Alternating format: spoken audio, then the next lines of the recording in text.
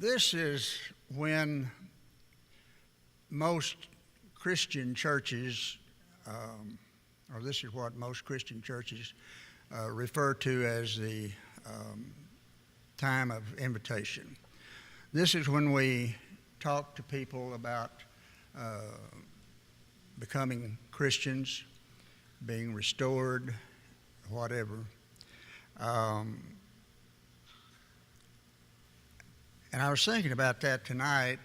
Sometimes we have lessons on other things that are relevant.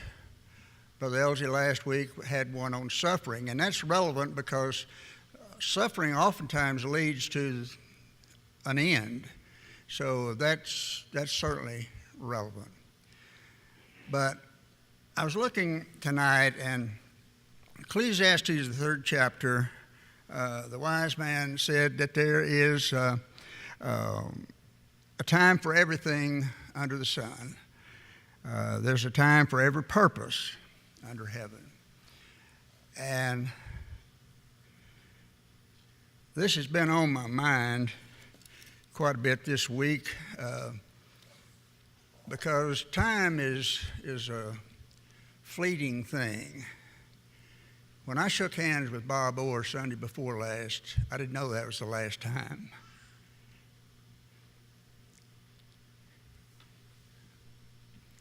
There's a family of young men and women, 9, 2 twin boys, were going to school this morning. They didn't know that was their last day on earth, but it was. Unfortunately, we look at time from eyes that are myopic sometimes. When we're young, we think that time will never end. I could ask a show of hands tonight, and these young people here would know how to answer, but they might say in their own minds, well, it's a long way off. It really doesn't have any bearing on me. But it does. And those of you who claim to be middle-aged, middle age is somewhat relative. What do you think middle age is, Doug? 65, I'll say. There's a lot of 130-year-old men around, aren't there? Yeah, we all hope that. Middle age, we say, I still got time. And then there's some that are older than that they say, this may be my last day. And I think about that. I'm one of the older ones here, and I thank God for that because God has been good to me. But when we have the opportunity, folks, let's take advantage of it. Let's remember that we don't have any promise of tomorrow. We don't have any promise of getting home tonight.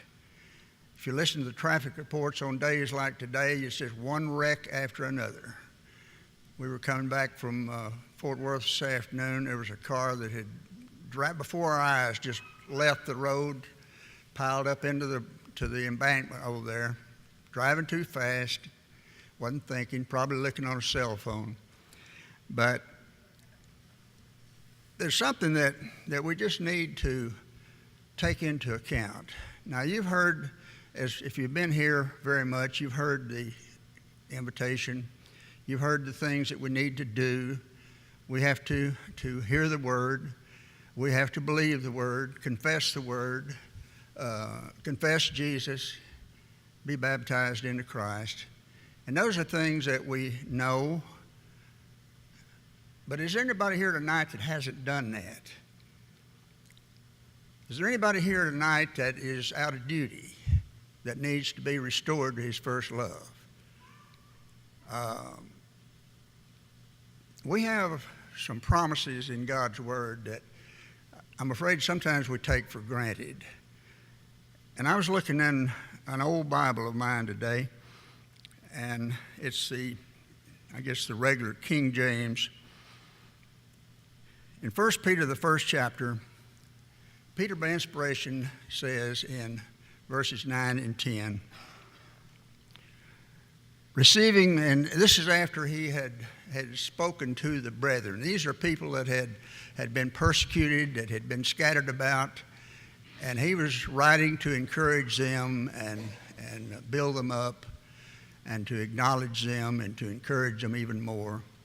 But in verse 9 he says, receiving the end of your faith, even the salvation of your souls, of which salvation the prophets have inquired and searched diligently, who prophesied of the grace that should come unto you. They didn't receive it. They looked forward to it. But he was talking to people to whom it had been promised. Peter was talking to these people. And any time that we have an occasion such as now, where we take 5 or so minutes and we extend the invitation, this same gospel is talking to you, to me, to all of us. And so if you're here tonight and you're subject to the invitation of Jesus Christ, this is the time, not tomorrow, not next week, tonight, while we stand and sing.